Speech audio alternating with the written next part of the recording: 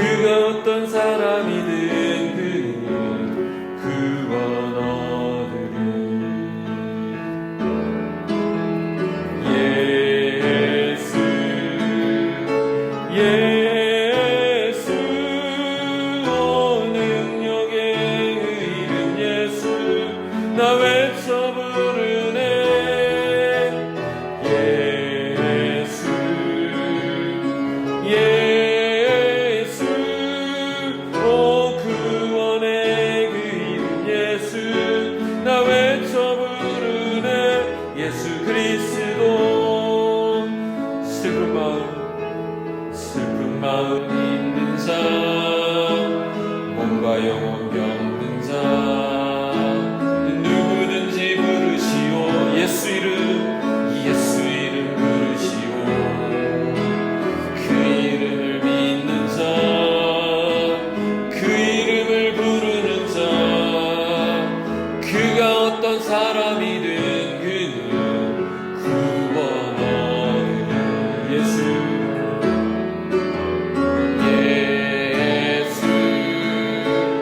예수 오 능력의 그 이름 예수 나 외쳐 부르네. 예수 예수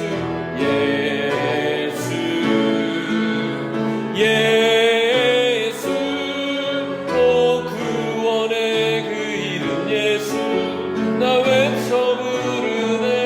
예수 그리스도 예수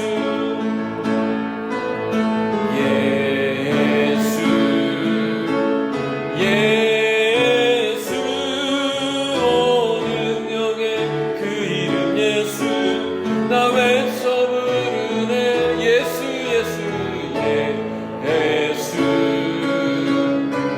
예수 오 능력의 그 이름 예수 나 외쳐 부르네. 예수 그리스도. 오늘 말씀은 야고보서 5장 16절에서 20절까지의 말씀입니다. 그러므로 너희 죄를 서로 고백하며 병이 낫기를 위하여 서로 기도하라. 의인의 간구는 역사하는 힘이 큼이니라.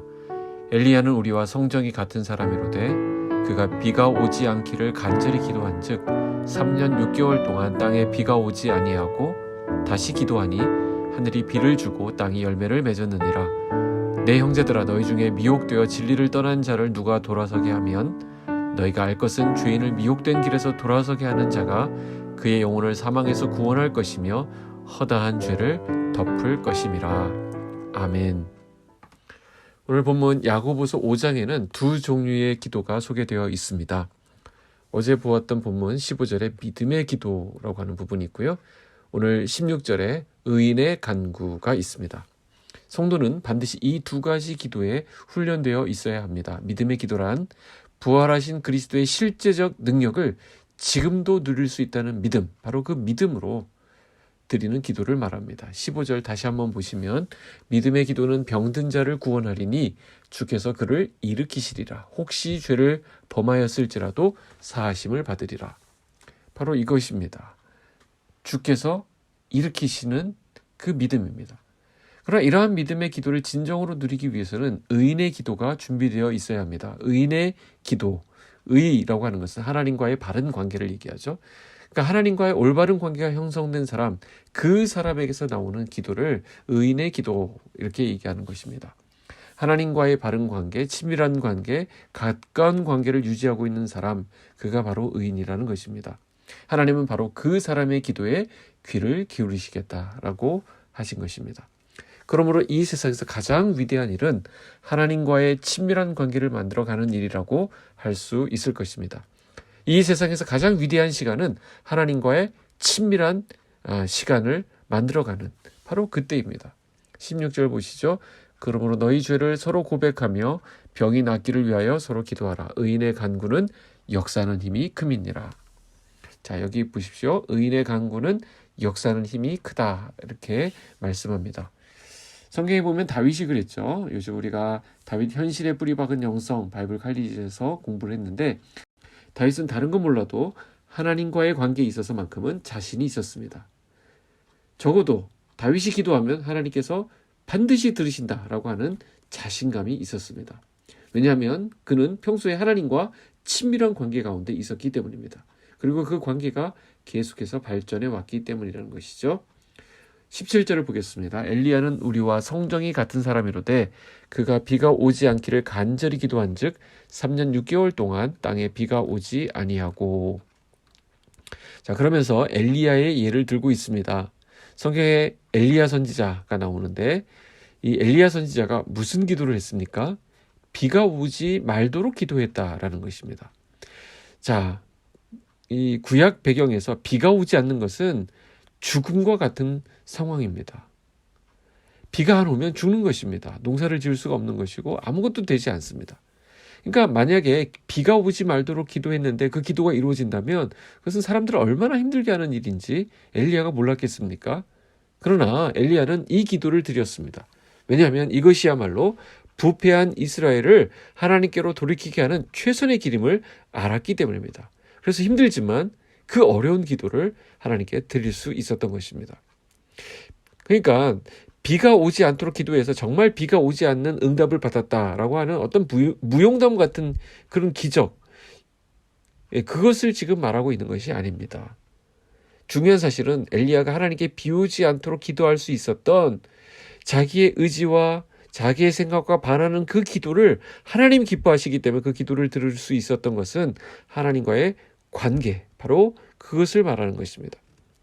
하나님은 이스라엘 백성을 사랑하시죠. 반면 이스라엘 백성들이 무너지는 것을 너무나도 힘들어하십니다. 자, 하나님은 이스라엘을 사랑하시지만 그 사랑하는 그 백성을 때로는 매로 다스릴 때가 있습니다. 이스라엘을 향한 기근의 심판이 최선이라는 것을 알고 계신 하나님, 그 하나님을 향해서 엘리야 역시 하나님과 같은 마음을 가졌던 것입니다. 그 자세로 기도하고 있는 것입니다. 엘리야는 하나님의 마음을 알아들이고 헤아려 드렸던 사람입니다. 그만큼 엘리야는 하나님과 친밀한 자리에 서 있었던 것이죠. 엘리야로서는 내키지 않는 기도 제목입니다. 그러나 하나님의 뜻과 그 마음을 알았기 때문에 하나님이 원하시는 그 기도를 드릴 수 있었던 것입니다. 그러니 하나님은 엘리야의 기도를 듣지 않을 수 없었던 것이죠. 왜 그렇습니까? 그의 기도는 의인의 기도였기 때문입니다. 우리 역시 이러한 기도의 사람이 되어야 하겠습니다. 기도의 내용도 중요하지만 우리가 드리는 그 기도를 받으시는 그 하나님과 가까운 관계를 먼저 확보해야 한다는 것입니다. 19절 20절입니다. 내 형제들아 너희 중에 미혹되어 진리를 떠난 자를 누가 돌아서게 하면 너희가 알 것은 죄인을 미혹된 길에서 돌아서게 하는 자가 그의 영혼을 사망에서 구원할 것이며 허다한 죄를 덮을 것임이라. 이 당시에는 끝이 보이지 않는 고난과 핍박 가운데 있었던 때입니다. 그래서 그런 핍박을 견디지 못해서 예수의 도에서 돌아선 사람들도 있었을 것입니다. 또한 당시에 여러 이단들이 들끓고 있었는데 그들의 이단적 가르침에 빠져서 참된 진리의 도에서 벗어난 이들도 있었을 것입니다. 당시 유행처럼 번지던 각종 이단들은 크나큰 문제였습니다. 그래서 야고보는 편지 말미에 그 마지막 인사조차 생략한 채 바로 이 권면을 하고 있는 것입니다. 당시 예루살렘 교회의 지도자로 있었던 그에게 이 문제가 얼마나 중요한 것이었는지 짐작해 볼 수 있게 합니다. 그런데 지금 어떤 입장인지, 야고보가 어떤 자세를 취하고 있는지 잘 보시기 바랍니다. 지금 진리를 떠난 자가 있었을 때 그들을 향해서 비난하고 손가락질하고 배척하고 한 것이 아닙니다. 오히려 그가 그 미혹된 길에서 돌아서게 해야 한다는 것이 야고보의 견해입니다. 이것은 오늘 우리가 우리 주변에 실족해 넘어져 있는 지체들을 향해서 가져야 될 마음이라고 생각합니다. 왜 그들은 제대로 따라오지 못하는가?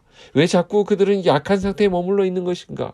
우리가 이렇게 자꾸 정죄하고 다그칠 것이 아니라 그 영혼이 주님께 돌아올 수 있도록 기도해야 한다는 것입니다. 우리 주님께서도 그러셨죠. 잃은 양 한 마리를 찾아 나아가셨습니다. 우리 공동체라고 하는 것은 잃어버린 형제를 찾아 하나님의 품으로 인도해야 할 책임이 있는 것입니다. 왜냐하면 그것이야말로 허다한 죄를 덮는 사랑의 마음이기 때문입니다. 우리 주님께서 우리를 먼저 찾아와 구원해 주셨죠. 그래서 우리는 그 사랑을 흘려보내야 할 책임이 있습니다. 세상 가운데 복음의 증인으로서 또한 사랑의 전달자로서 세상을 향한 바른 그리스도인의 사명을 다하며 살아가는 우리의 모습이 되기를 간절히 소원합니다. 기도하겠습니다. 하나님 아버지, 오늘도 주님의 마음을 알게 하시니 감사합니다. 오늘 우리가 드리는 이 기도가 주님이 받으시는 믿음의 기도가 되기를 원합니다. 주님의 마음을 헤아리는 우리 성도들이 되게 하시고 주님의 뜻을 받들어 행하는 우리가 되게 하여 주시옵소서. 하나님, 우리는 매일 이해할 수 없는 어떤 상황 가운데 놓이게 됩니다. 망가지고 깨어진 세상의 악함을 날마다 목도하기도 합니다. 그러나 주님, 이 가운데 우리를 보내신 하나님의 뜻이 있음을 믿습니다. 한탄하고 불평하고 걱정만 하고 있을 것이 아니라 하나님의 말씀의 인도하심을 따라서 잘 분별할 수 있게 하시고 또한 사랑할 수 있게 하여 주시옵소서. 우리 자녀들을 주님께 맡겨드립니다. 이 자녀들이 우리 부모들에게 기쁨이 되게 하시고 우리와 관련된 모든 이들이 우리와 화평할 수 있도록 하나님 은혜 베풀어 주시옵소서. 오늘 우리의 믿음과 인격과 실력이 주 안에서 한 뼘 더 성장하는 하루가 될 수 있도록 주여 축복하여 주시옵소서. 예수님의 이름으로 기도하옵나이다. 아멘.